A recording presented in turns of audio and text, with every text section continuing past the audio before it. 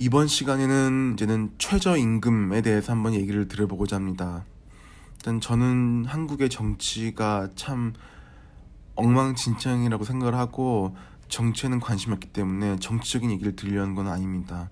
단순히 이제는 해외에 있는 이제는 그 거주자로서 저는 해외에서 바라보는 한국의 최저임금 제도에 대해서 한번 다른 시각으로 한번 말씀을 드려보려고 하는 것입니다.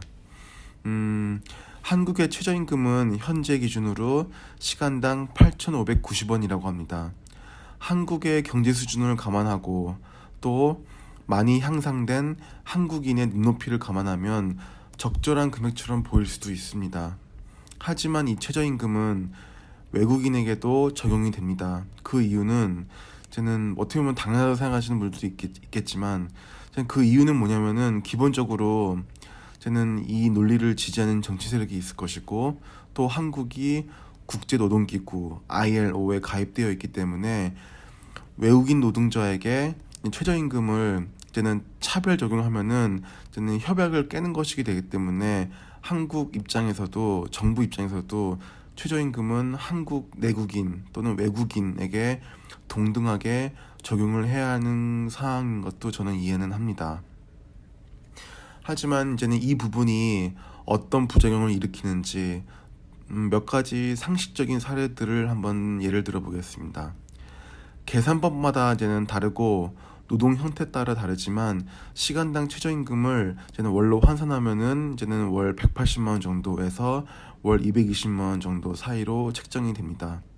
저는 방글라데시 출신 외국인 노동자가 많으니 방글라데시를 예를 들어 보면은 이제는 이 화면과 같이 이제 화면을 제가 지금 보여드리는 건데 이제는 방글라데시의 월 평균 임금은 한화로 대략 10만 원 정도입니다.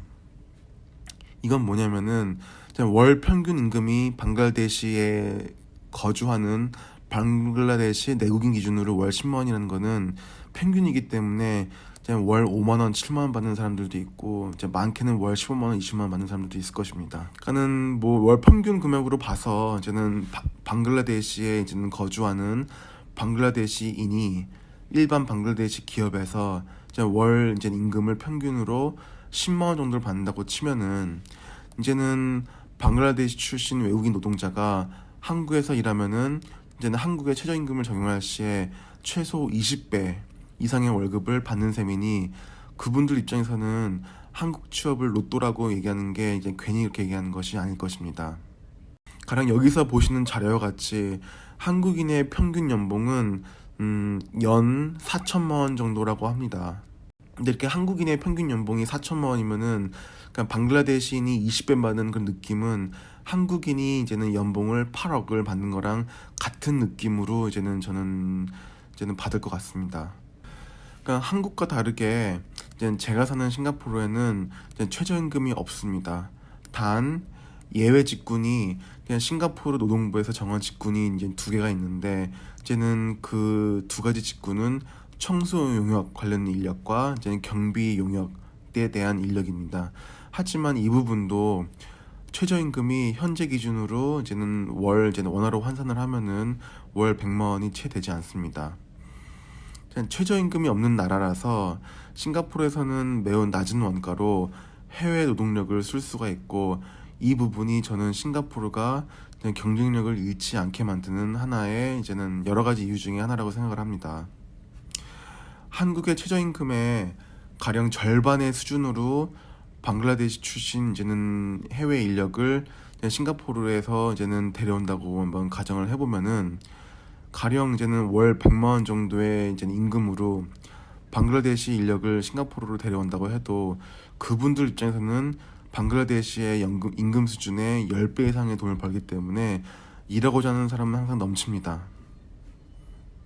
그러니까 항상 보면은 일하는 사람이 넘치는 한마디로 이제는 일하고자 하는 그런 이제는 취업 구직자, 이제는 공급이 넘치는 그런 인력시장에서는 인력의 품질이 절대로 떨어지지 않습니다. 일단은 쉽게 보면은 한국처럼 요즘같이 이제 대기업 취업이 하늘의 별 따기 같은 그런 시대에는 대기업의 취업에 성공한 이제 젊은 이제는 갓 대학교를 졸업한 이제는 신입 사원들을 보면은 스펙이 정말 날고 기는 것과 마찬가지라고 생각할 수 있습니다.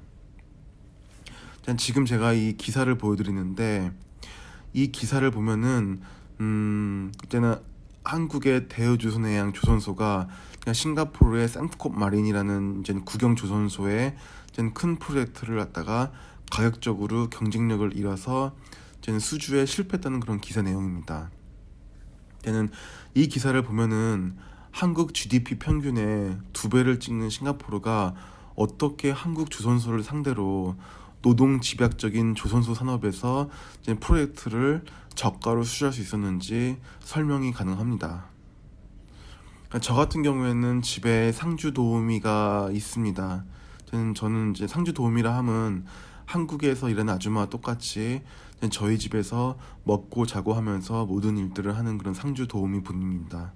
일단 제가 상주 도우미를 쓰는 이제는 그 분의 국적은 이제는 미얀마인데 5년 이상 저는 이제는 도우미를 쓰고 있습니다.